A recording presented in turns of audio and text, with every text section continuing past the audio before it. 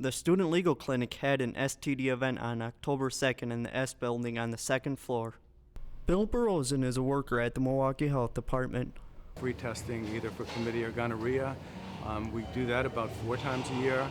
And then on 2 other big days, usually around World AIDS Day, we'll bring community partners in also to offer HIV testing. Student life focuses on everything that happens outside the classroom. We understand that students come to school to learn, to get education, but there's a lot of educational opportunities that occur prior to coming to class. So what we try to do is give those students the experience and exposure to other things they can learn. In most cases, they're free. The big thing is a lot of students don't realize that they might have an STD. There are 23 different STDs, and 21 of them have periods where there's no signs and symptoms. So it's really important for anyone who's sexually active, who's had unprotected sex, to get screened. Once they are screened, if the test comes back positive, the Milwaukee Health Department will follow up with them and make sure that they get adequate treatment and make sure that they're get into care. Honya is a student worker at the Student Legal Clinic. It was part of the work-study program. I was told by Miss Joanne Washington to talk to Mary O'Leary. We have the blood drive.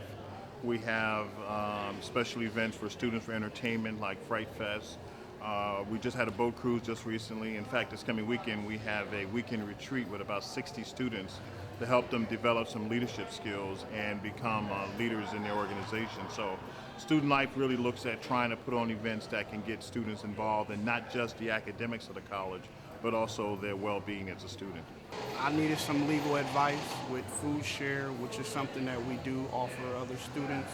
Information, we're more like an informational referral kind of office. And not to mention, it's part of school, so giving back and working at the same time. Many students that come from outside the county area that needs housing, and UWM has some housing space available. So we thought it would be a nice connection to have our students reside in UW Residence Hall, especially if they're going to be potentially transfer students from a 2-year to a 4-year school. Preference on individuals, how devoted they are to the position that they are involved in. Not only that, it gives you opportunity to advance. So right now I'm doing legal, but I had an opportunity to work with the Times as well through the program.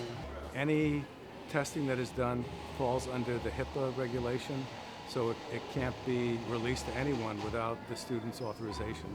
So everything that we do is completely confidential and strictly confidential.